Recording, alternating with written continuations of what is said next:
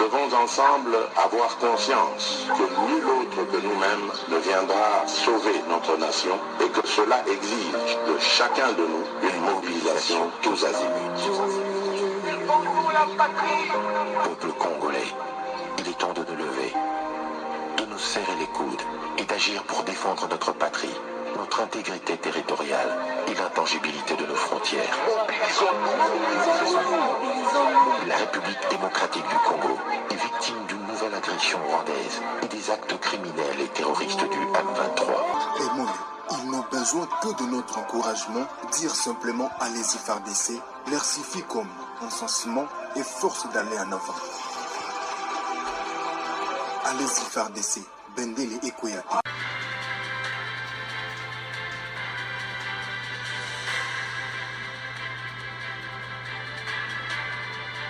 Bonsoir, bonsoir, bonjour, c'est Congo News 24. Bande Konanga, comme toujours avant de commencer notre émission, nous disons merci à Dieu. Nous disons merci à nos chers abonnés et téléspectateurs qui nous suivent partout dans le monde et en RDC. Bande Konanga, soyez les bienvenus. À la une, chers téléspectateurs, Bandeko Obalobaka et Yindi. Procédure Bandeko pour la commune Kagame na CPI. Kagame devant le tribunal de l'EAC à Arusha en Tanzanie. Et puis après wana Bogoyoka vice-ministre de la justice et Tetozo Luka to meme directement na CPI. Alors bandina na Tanzanie. Tribunal isa devant la barre le 26 septembre. Bokoyoka ba détail banamboka. Match Zamobu. Deuxième point, chers téléspectateurs. Début de la guerre. La RDC a ouvert le feu vers le territoire rwandais. Toloba Kango. Bitumeko zonge pe utaki. Alors match amwe bandi. Tous à la connecter. Peut-être qu'on développe mon émission. Chers téléspectateurs, émission Nabise Bandi. Et comme étant tous ensemble, ma solo yamboka. Bandeko RDC a bandaki procédure ya Kagame. Alors, mona que vrai système, meme nanuna, cour justice ya EAC. Et pas bandeko ne wana bata EAC. Mais boye bate cour en Wezawapi, na Tanzanie à Arusha. Alors, qu'est-ce qui s'était passé? Komeli bango, tribunal à EAC, esi bango soki bo convoqué bata Kagame ya kosambati pona ba atrocité azosala na EDC. Alors biso toko se retirer na EAC, toko bima na EAC. Tala bandeko ministre ya justice ba jouer penango kitoko e umeleta lettre wuti na EAC. Kagame kosamba le 26 septembre devant le tribunal ya EAC. Et bongo, après wana. Le kola basamsi yena batrocité na Rwanda tuji dossier le chouchou et baksama na CPI. Koyeb sabata CPI pe. Dossier a sambi parce que batu atandia kura justice ya nini bandimi. Parce que tebika kozaka ba dommage. Bamba ko kanga bati na prison et tribunal à EAC. Tebi na bisodia solution zake. À cause de la sanction quoi Kagame passe à violer mon membre EAC. Alors, condition ba pesa ki bango na cour à justice à EAC. Ceux qui m'ont bengi si était le plus tôt possible toujours quitter EAC. Ba bandi mbango ba bengi si mbango. Ba lobi ba préciser pe date le 26 septembre. Et zaya ko yinda et si yindi. Après wana. Ba lobi ba comme ma procédure na cour pénale internationale que c'est voilà. Bino bo traîner na dossier na biso ndenge ni. Chers téléspectateurs, te féliciter ministère de la justice. Bakena ngona oyo kaka babenga ngo betude to sala ndeni pona tato. Ba atrocité na zoboma bato na RDC. Et puis envahir la RDC avec son armée. Après c'est bien. Tokende na coup il y a EAC d'abord.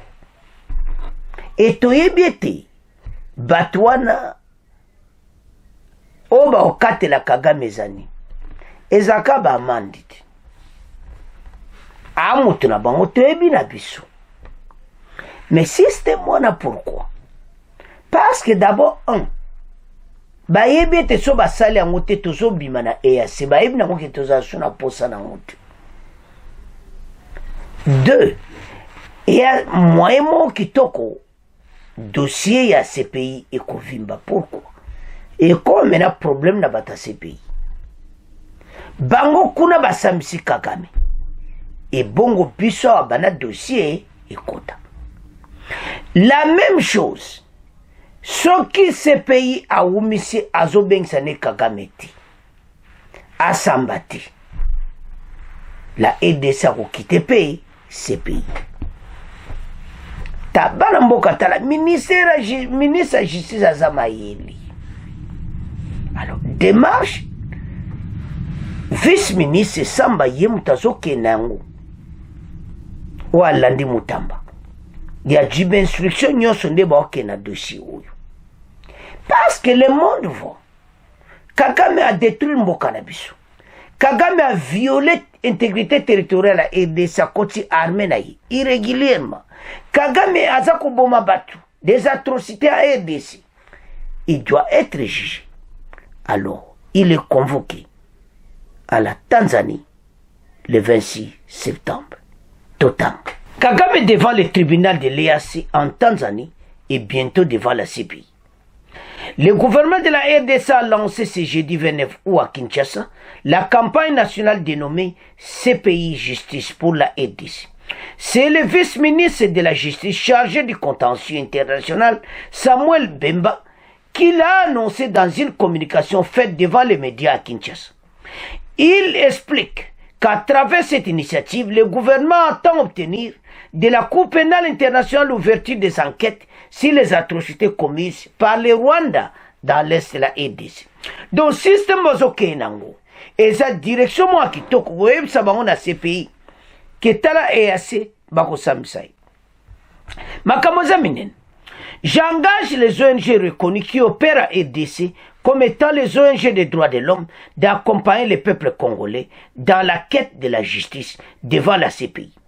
Il n'y a pas de raison que lorsque les Nations Unies ont reconnu que les droits de l'homme sont violés en RDC par Paul Kagame, que les ONG reconnues chez nous se taisent. Je demande aussi à la jeunesse congolaise d'entrer dans cette campagne, dans le sens de demander la justice à la CPI, que la CPI arrête de tarder. La communauté des États de l'Afrique de l'Est a annoncé l'ouverture le 26 septembre 2024 à l'examen en audience publique de la requête de la RDC contre le Rwanda pour des exactions commises dans la province du Nord Kivu sous couvert du mouvement rebelle de RDF M23.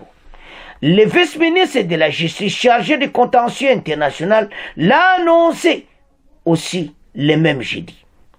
Le président Tshisekedi a créé un front judiciaire international à travers la création d'une task force de justice internationale par la nomination d'un chargé de mission près de la CPI et la nomination au sein du gouvernement d'un membre de l'équipe gouvernementale chargée de contentieux international, vice-ministre de la Justice et contentieux international. Il a expliqué Samuel Bemba était envoyé. Selon lui, la première ministre à Arusha, à la Cour des droits de l'homme et des peuples à la Cour de justice de l'EAC pour réclamer l'examen en audience publique de la requête de la RDC contre le Rwanda. J'ai demandé que la requête introduite par la RDC soit examinée dans les meilleurs délais. Sinon, la RDC va quitter la communauté des États de l'Afrique de l'Est. Donc, les bapesi bango yango, parce que Fachiba créé yango, contentieux moko ezolanda pour la arrestation à Kagame. Ndenge bazokenda makambo Kagame de côté justice azape na problème ba créer yango bande kotala mokonza mboka za mayele tanga yango bien à partir des Nations Unies à reconnaître que Kagame a un territoire congolais, Kagame a un congolais, ba atrocité Kagame alors que les Nations Unies ont confirmé yango ba du dossier wana ba lobby Fachi a organisé un groupe à contentieux Et ça dirigé par le vice-ministre de la Justice, Samuel Bemba. Alors, qu'est-ce qu'il a fait? Il a commencé d'abord les démarches na Arusha en Tanzanie. Alors, après wana, d'abord ayebisi bango nde ozomona bango ya EAC bango anase que ceux qui bossent le plus tôt possible était biso toko quitter EAC. Basala un peu rapide. Alors, audience est publique le 26 septembre 2024. Kagame devant la barre à Arusha, en Tanzanie. Alors, maintenant, on va Kagame na cour de justice ya Arusha, ya EAC, toyebi na biso. Que bamba kangana mo Kagame, toyebi na biso. Mais, eza janzela. Et puis Kagame, nebi ki amande exala osakana te. Akufuta. Et puis, nzela na ye, ekofungama. Parce que tant qu'on va condamner Kagame na atrocité wana. Au monde que nzela ya CPI efungwami. Eko sala kitoko. Mutamba sikoyo. Makambo okene siko na CPI. Et puis CPI fait la même chose. Ceux qui bazo oume la dossier oyo. Balobi bakoyebisa bango. Parce que bango faut se pourquoi ils ont tardé. Ceux qui bazo oume la. Ceux qui vont traiter un peu nous quitter, nous allons quitter aussi la CPI. Donc, message est clair. Mais, tout là, on a confirmation. Ndema kamango zokende. Ndeni bako samba na cour de justice ya Arusha, en Tanzanie, Kagame, yebela. Tolanda extrait oyo, bongo to avancé, banamboka. À la cour de justice de l'EAC, j'ai demandé que la requête introduite par la RDC soit examinée dans le meilleur délai, sinon la RDC allait quitter la communauté des États d'Afrique de l'Est. Le résultat n'a pas tardé. La Cour a programmé l'affaire. Ce procès aboutira à la condamnation du Rwanda pour violation de la souveraineté nationale et de l'intégrité territoriale d'un État membre de l'EAC, les atrocités de masse contre les populations civiles ainsi que les violations graves et flagrantes du droit international humanitaire. Donc il y aura une phase de réparation en faveur des victimes. Maintenant, nous pouvons, nous Congolais, demander à la Cour pénale internationale pourquoi elle, qui a été saisie depuis longtemps, traîne. Nous lançons aujourd'hui la campagne que nous dénommons CPI Justice pour la RDC. Oh, Baramboka, voilà Kagame Azwami. D'abord, Massami, c'est na Tanzanie. Et pas baninga na EAC. Après, on a reçu condamnation. Parce que condamnation est année. Ba créer ba atrocité et clonique lié ba condamner. Quelle que soit condamnation ba couper ça on s'en fout. Problème na biso. Ezake ce pays à monaki oh. Ba ya EAC ba condamné. Donc c'est que c'est d'ailleurs comme des voilà. Comme ça, tous ces impérialistes vont bloquer ce dossier. Parce que l'EAC a condamné Kagame. Mais il tout ça est clair. Donc, si d'ailleurs, ça va,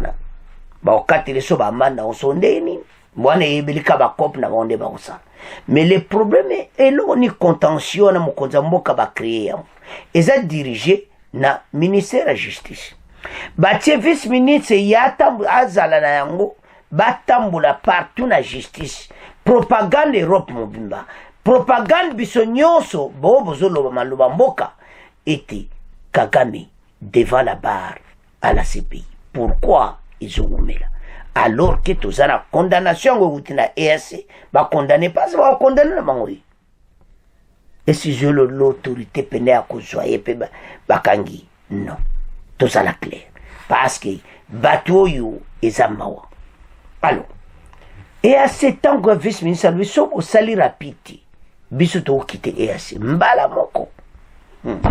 Comme ayo ke biso to quitter parce que que to sur ba yango ba cop na moi mabe. Ba on to ba détruire mboka na biso. Alors, et à ça sali rapide le 26 septembre verdict kokwe. Alors, est tombé que Kagame, oui, asa responsable, Nyon se a confirmé. Ça va ouvrir la voie à beaucoup de démarches. Kaka condamnation est assez wana to utiliser partout. Alors, et l'on est un tout lac sabandi quoi.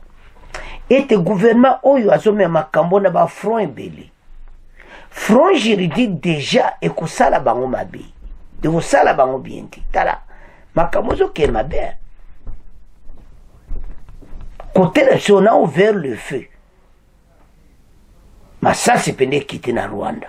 Mais tozoya. Alors, en tout ça, tant que tu as biloko aboui, toujours on a que non. Bateau, il faut continuer bongo. Parce que travail qui toko.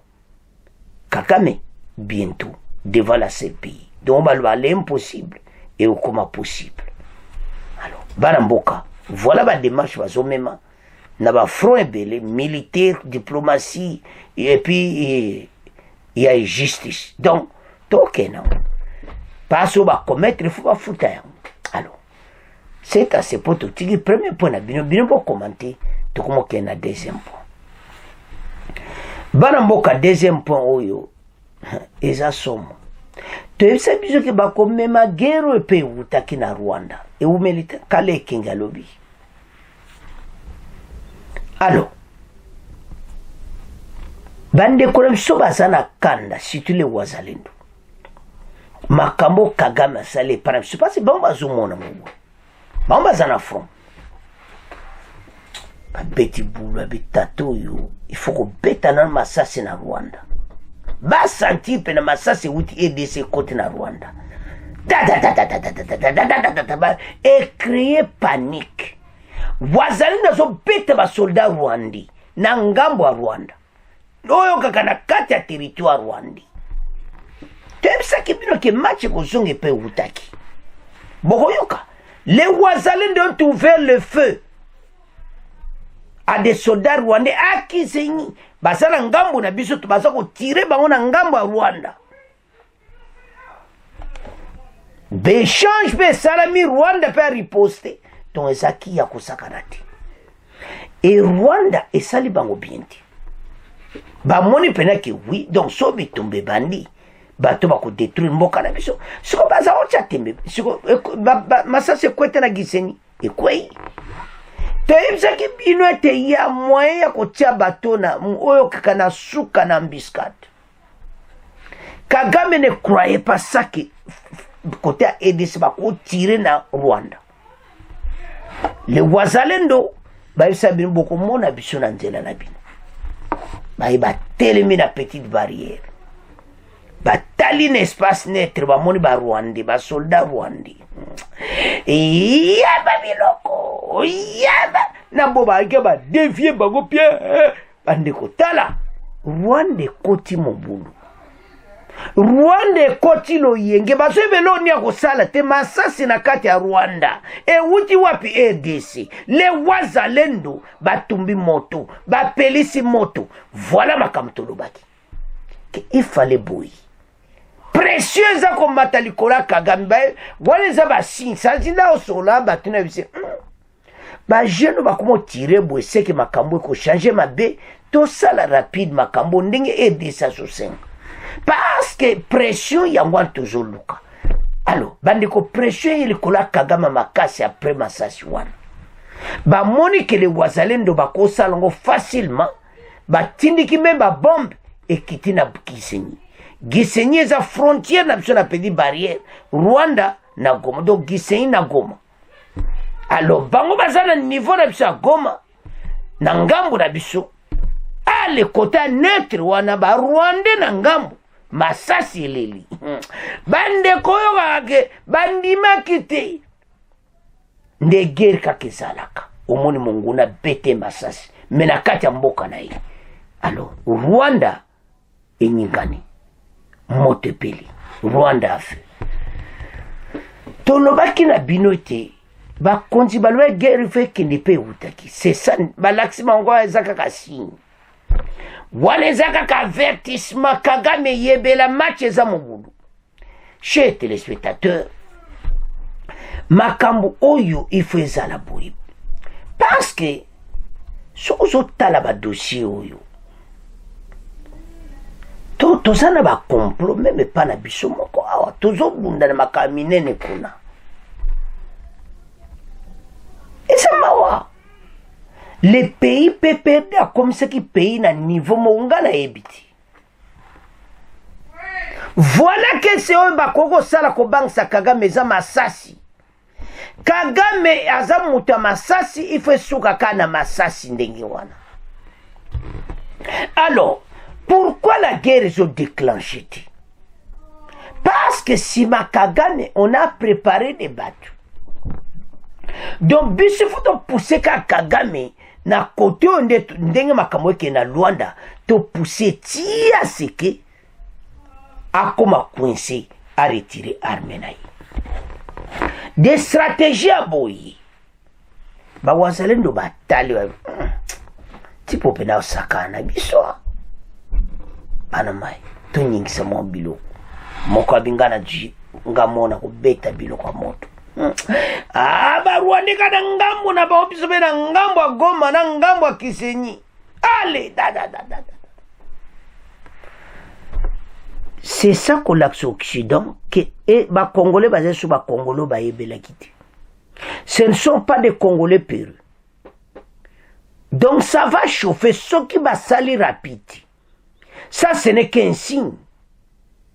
Bon comprendre que Massa c'est bandi, ba bombe bandi. Rwanda zanoka mwamboka bu. Rwanda a feu. Bakusuka wapi. Ba Américain basale fort na dossier oyo parce ndenge makambo ekendi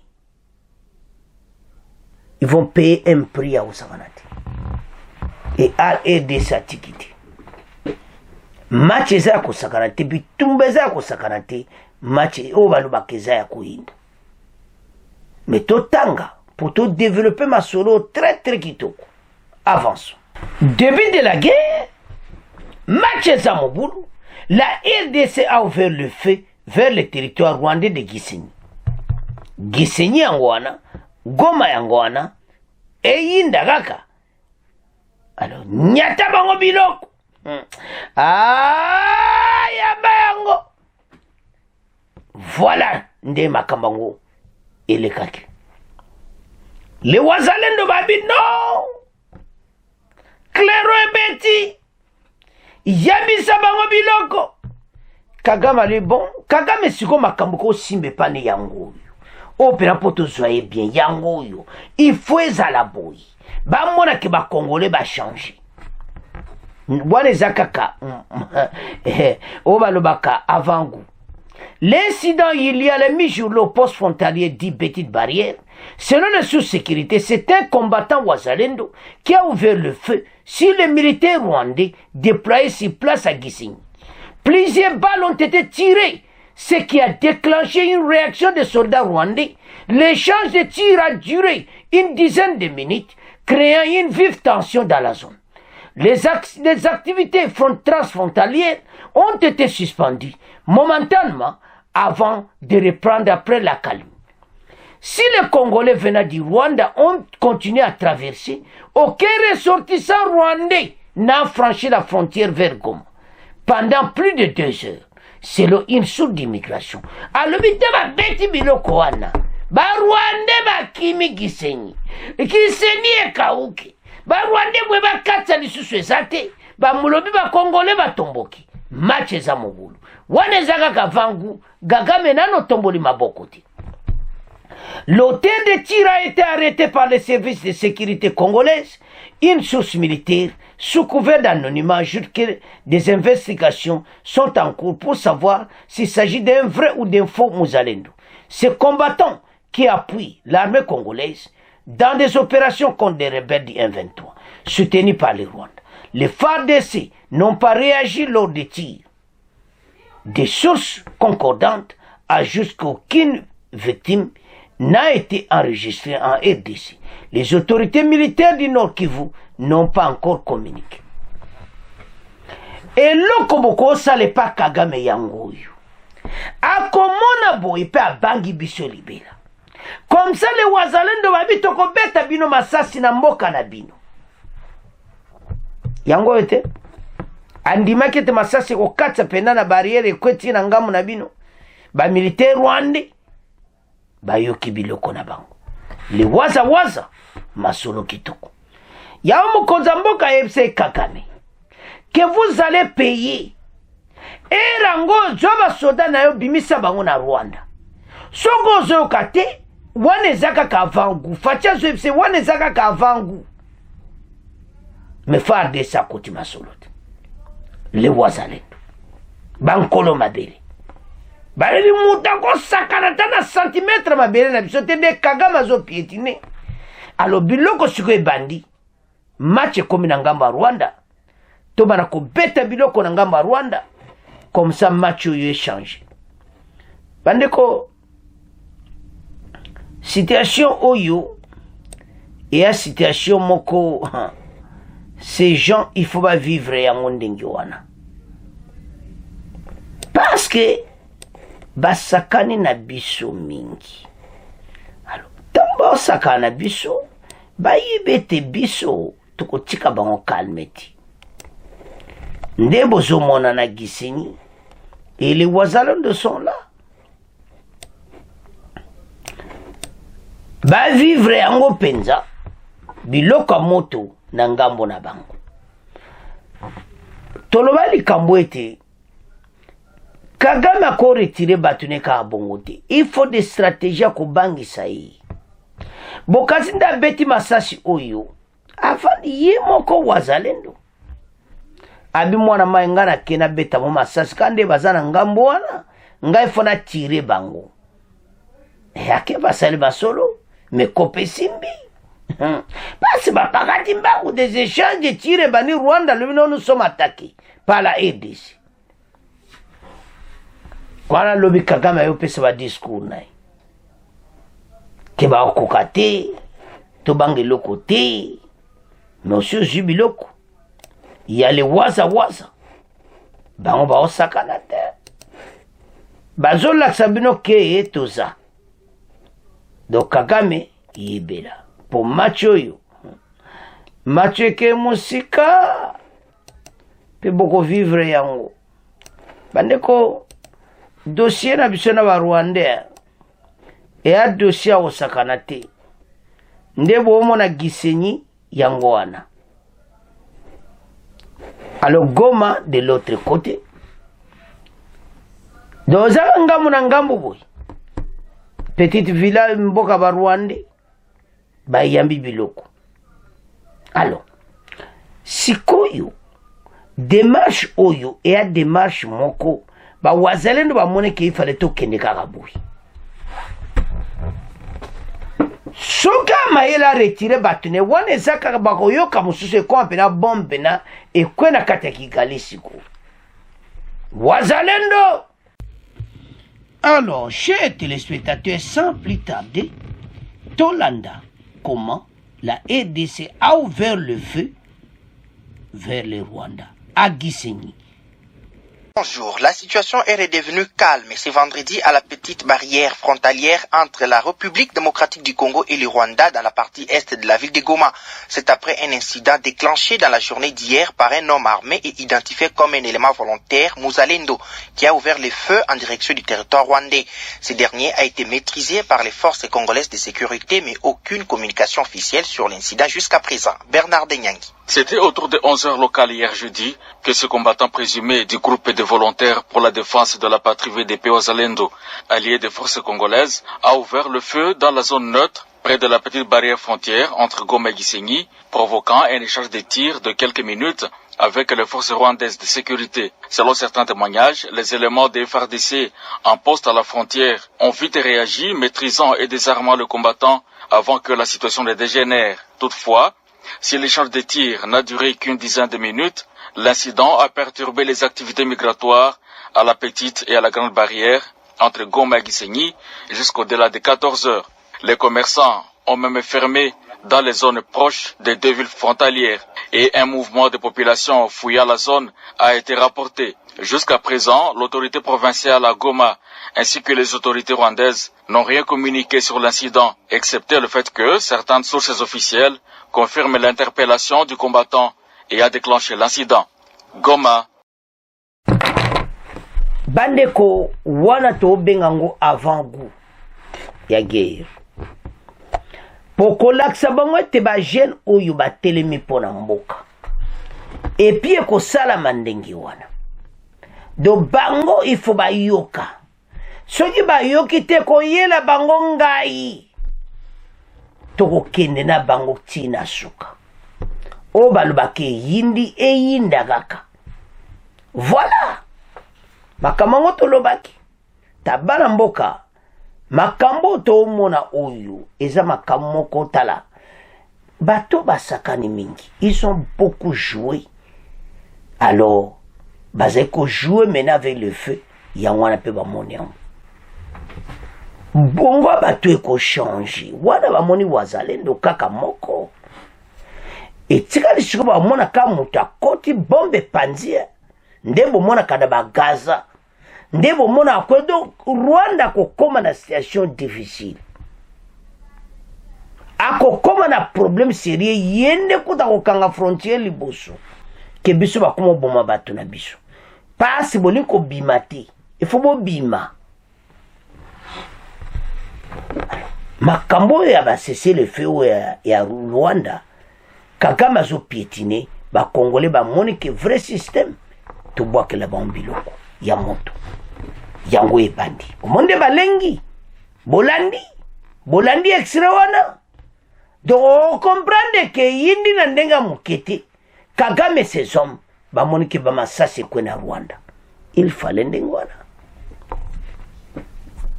Voilà Motepeli. Akolobani. L'armée Barthélemy. Les Wazalendo ont ouvert le feu.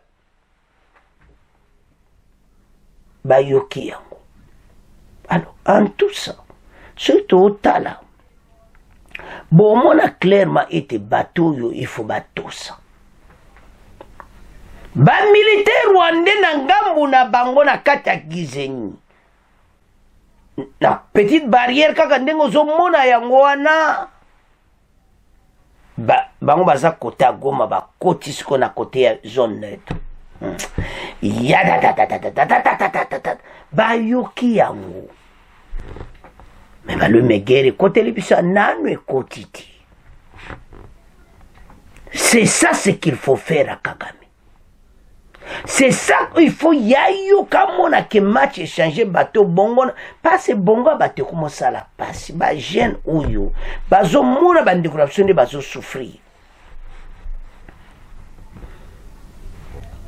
baza ko tarder ba koro à Luanda pour ko lexa ba l'air pour piller des ressources naturelles bon continuer ko piller mais tango ngo okoka oyo kaka bo piller bo moni mais a to suka bo suka wapi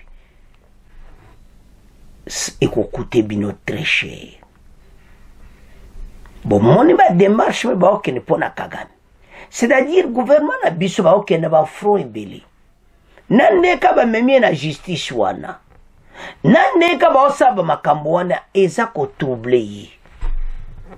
Même ndenge na Nations parce que Nations Unies ba si ba confirmer nyoto na mikanda. Donc Kagame aza sur le sol congolais. Ils est sur le kamako bombati. Des marches comme ça là partout, bah quoi acceptant et ça clair. Alors, bah Wazalendo bo continuer quoi attaquer bango bongo. Bo lexi mikolo bo yambisi bango le susu mususu. Bogasi ba okanga. O jeune Wazalendo depuis là basi watika ki. Botika parce bato ba be. Mozalendo. Wazalendo basa kopesa biso esengo baza na souffrance komona bandeko na bango ndenge wana bakimi bandako na mpo na armée rwandaise bapiyaka ba ressources naturelles. Alors communauté internationale bakomi na problème na qu'est-ce que c'est après batire wana batire moko akosakana te boyeba ke pendant 10 minutes masasi ezobetama 10 minutes zao. Bah oui, mais. Ah, bah bombarder Rwanda. nanu va bombarder te. Ça ce n'est que le début. Beaucoup vivre en mbala oyo. Alors, et ko koma na ndenge moko plus pur. Puis les pires akoya. Tant les pires koti et ma bepene kota na ndenge moko. Bako mona pena ke oui, bakongolango, bakomi mystique. Toko komango. Ba se bino mona kike. Tout ce que bo sala tala. Ah, problème ya bitumba. Et qu'on salama même à quel moment le problème qui est là. L'Occident na batunaye bazolinga makambo ekena kimia passe ba yebi berero basi basalaki. Ba yebi ba association basi basalaki na Kagame. Parce que Koufi, ça ne va pas marcher comme ça. Maintenant, comment va convaincre Kagame à quitter? Côté sur le quoi va stratégie bandit. Ba mona ke batu ba on s'en fout maintenant. Ko bête bango masasi. Et qu'on continue dans nos siliti. Alors, et le minde qu'on va commenter, bo bête bango biloko. Yango, bino bo nyoso a PPRD bo supporter batu oyo. Boy batu boza na problème na ba Congolais, spécialement na ba Wazalendo. Les Wazalendo bazo sakanati. Bango il s'en fout même des accords, bango problème na bango. Bateau batika les sols congolais.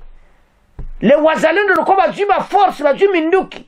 Ba Wazalendo bakotika bateau nyeti. Ils vont vivre jusqu'à ce que bakoloba to lembi na biso. Parce que ce sont les Wazalendo où ils lembi si Occident kope kufi. Ce qui Wazalendo azalakiti. Au moins niveau to komaki. Poto yebisa bino ke bana epai okende te nde toloba awa baza kobeta bazobunda na bavillage mosusu bazwa bakozwa te baza na place akoleka te so otalaki émission alobi te keye oyo ka député ndenge explikaki baza kose renforcer homme en équipement me baza na nzela koleka te non Kagame akomi na suka ba démarche RDC so memeza en suka yango to répondre se bande ko expliquer bango situation sima Kagame eza mabe yi bato bazala Kagame donc communauté internationale bula mo ezalaki kekake bango ba eti na Goma le voilà il faut bon négocier ale botika une partie bona bodo na ba idée ba balkanisation et tout ça parce ba exigence na bango cahier de charge ba généraux nyonso a RDF M23 ba kota na FARDC et puis faut bazala na Goma bazala na Nord na Masisi na Ruchuru hey quel cahier de charge yamiibi mbala oyo c'est comme Fatila a dit la première et la dernière fois na bino bokota na RDC tokobenga na bino pe bokozonga le soute il n'y aura plus de M23 après makamboy bandeko une patience oyo gouvernement zosala. Je sais que c'est difficile parce que bah c'est le fait zanango bonanage mission lobby donc zanango ga lokola donc mawatru parce que so ici pas ka batumiso. Alors maintenant tout telemi Wazalendo alaxi mon premier biloko moto mbala sima et wane zakaka vangu. Alors chers téléspectateurs comme on a fait mission, si on a nos s'abonner, avant de quitter, s'abonner de Korangai, à où qu'on fait information, bon, continuez à partager. Au revoir, à la prochaine.